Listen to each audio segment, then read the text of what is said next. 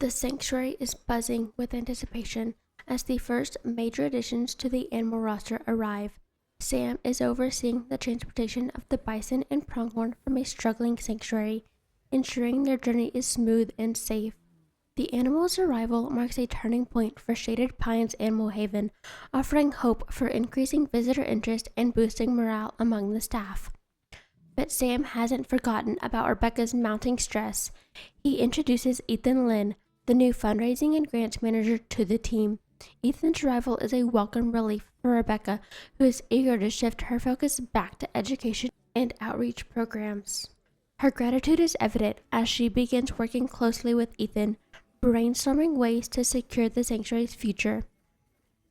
In the Prairie Dog exhibit, Sarah conducts her regular health check and shares surprising news with the team. Daisy, the pregnant prairie dog, is progressing faster than expected. The team begins preparing for the potential arrival of pups, knowing the birth will be a significant event for the sanctuary. Meanwhile, as Tom is finishing his evening rounds, he notices the forest surrounding the sanctuary seems unusually dry for this time of year.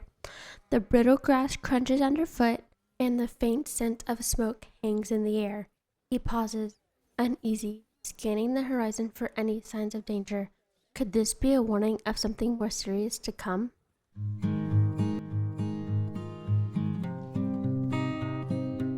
Hey everyone, Simply Zoological here. Welcome or welcome back. Either way, thank you for joining me again for today's video of Shaded Pines Animal Haven. Seeing as Sam is currently overseeing the move of the bison and pronghorns, we have to get their habitat set up. So we're going to start with a double fence, which is what you can currently see me working on. For this, I wanted a small garden bed in the front of the main fence. So I used the climbable log pieces with random rotation turned on and varied the height to create more interest.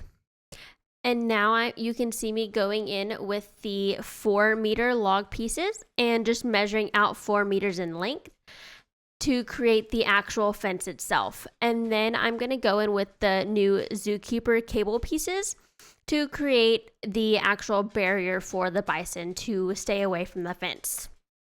And then we're going to go in and adjust the length of the log fence barrier, and then we're going to add in some plaster at the base just to have a little bit of a backing for the garden bed area. And then once we get done with this, we're going to copy this all the way down for the bison enclosure and make our fence. So for this habitat, I am really happy with how this came out, seeing as this was my first time building for the American bisons. And I can't wait to show y'all the end result of this habitat. But here you can see me working on the second variation of their fence, where I won't want guests to look through. So what I'm going to do is I'm going to delete all of the cable wires and get the, once again, under the habitat climbing tab, I'm going to use the 4x4 meter log wall panel and just flip that on its side and use that as a full-on barrier so that way the guests cannot look through certain areas of the habitat. And once again, I've already laid out where I wanted the habitat barrier to go, so I just finished that off, and now it's time to work on the actual bison backstage area. For this, I'm using regular stained wood as per usual and plaster on the inside. And then I'll get a plaster wall panel and use that to block off where I want the backstage buildings or holding pins to go. And then I'm going to go in with the stained wood for a porch or deck area, and then I wanted to create a sort of bullpen for the male bull to go in when he's aggressive or anything like that. So I just chose this little corner over right next to the backstage holding area, and we're going to make him a bullpen using the fences that we created previously. And then we're going to take the log panel and close it off, and then add a horizontal log at the top and make some doors here in a second once I get this all situated how I want it. I think I used the 2-meter climbing logs for this. I do need to go in still and make these logs not climbable to save my frame rate a little bit, but I'll worry about that later. And then you can see me currently working on the doors for the bullpen area where the doors can be opened and closed. If needed for any reason, the bull or any animal can be put in here away from the rest of the animals or away from the guests if need be. And for these, I just went really simple, plain old square doors that can be opened with a hinge and just they're supposed to act kind of like swinging doors, so they can swing open and closed on a whim. But the staff does have access to be able to lock these if need be. And again, I chose to add a little cross beams within the center of the doors with these thin climbing logs. And then I will copy this door over to the other one and open the doors up. And that's the bullpen complete. And now we have moved on to a porch, I guess you could say pagoda or shade structure sort of thing. It's not necessarily for shade. There's no shade beams or anything over it. It's just open air, but it gives added interest to the building itself. And again, just copying these twilight wood beams all along the length of this porch, and then going to recolor them off camera to kind of match a little bit better with the building. And then once I get done with this, I believe we move on to fencing for the interior. Yes, so here you can see me working on a door. I just grabbed a habitat gate and stuck it down, and then going around with the marquee beams to measure out the size of the door to have an accurate sizing of what the staff can walk through. It's not accessible by any means to the staff from the backstage, but it looks as if the staff could enter and exit as they needed to. So we're just going to take the marquee beams and copy those on themselves. And then I go in with the grasslands pole. I kind of go back and forth with poles for a little bit until I land on the good old trusted grassland pole. This piece is one of the best pieces I think we ever got because it's so thin. It can be used for a number of things. And 9 times out of 10, we don't even use it as a pole. We use it for hot wire or anything else. But it's a great piece and definitely need it in your Planet Zoo arsenal if you are starting out.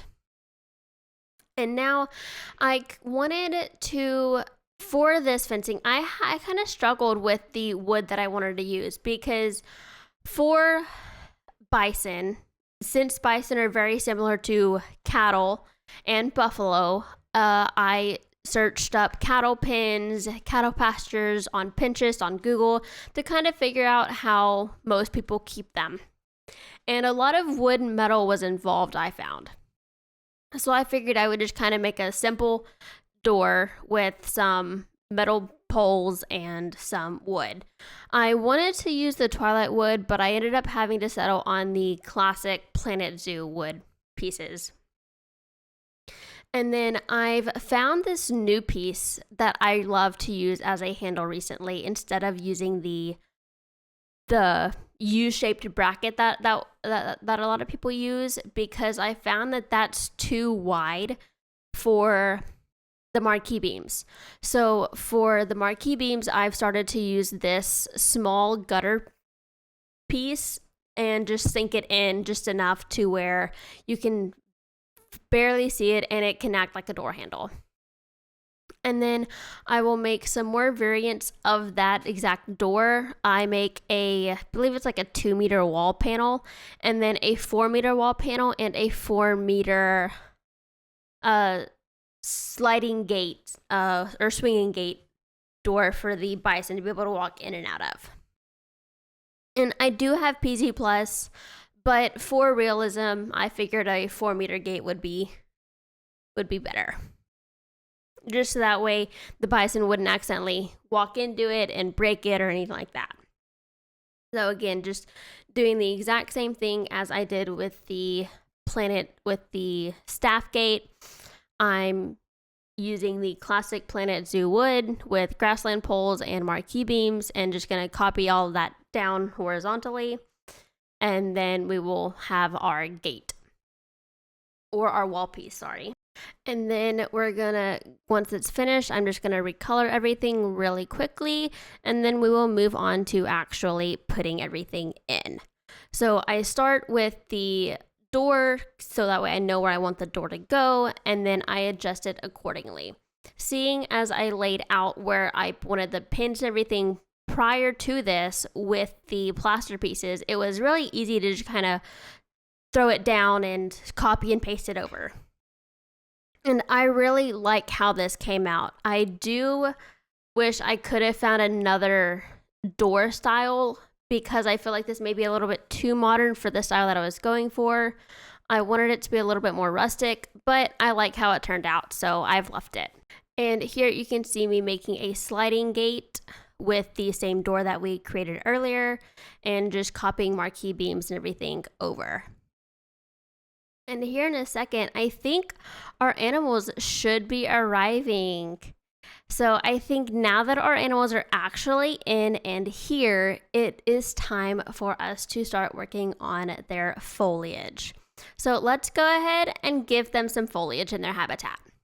So you can see I started out by painting everything solid soil. The heavy soil, I believe, is what I used. And then I just go in with certain spots and make grass patches as to where I think the grass would grow, or where the staff may not mow or tidy up all that much. And then you can see here I'm adding in buffalo grass, seeing as it is the best grass piece in game. So just adding a load of that, and then I have made it into a group, and I will just copy it and lower it into the habitat. And then we're going to go in with some rocks here and there, just to make little rock piles all around the habitat, just for added interest and for more nooks and crannies for plants to go and hide. Because a lot of plants like to grow in the nooks and crannies of rocks and everything. So we're just adding loads of these, a lot right over here next to the drop off where the patio stops, just to kind of keep the buffalo or the bison and the pronghorn from falling out. I do later go in and add a railing off camera to the actual patio itself, so we don't have to worry too much about their safety. And then going in with, I believe this is the Buddleia, however you want to say that. And then bramble bushes and everything else, using the same tags that I have been using throughout the entirety of this zoo so far. And adding in some ferns and everything else. And I am really happy with how this foliage came out. I think this is probably one of the best foliage palettes I've done, and that I definitely took my time when putting the foliage in this habitat. Because this is supposed to be more of like a meadow or a prairie, I wanted it to feel a little bit more open. And so I do go in here in a little bit and add in some rocks and stuff, using the same trick I did with the grass, where I just place it and group a couple of them together. Within that same group, I place rocks all around the habitat where I think rocks should be at. And then I will go in and lower them into the habitat once I have added enough to where my heart is content. So here you can see, again, like I just previously stated, I'm placing rocks, and then again, I'll go in and lower them. And then it'll be on to the last minute foliage. But we actually have just a couple minutes left, so I'm going to go ahead and leave you with the last little minutes of this foliage work, and then it will be on to the cinematics. So I hope y'all have a great rest of your week. Please leave a like, subscribe, all that good YouTube stuff, and I will talk to y'all in the next one. Bye.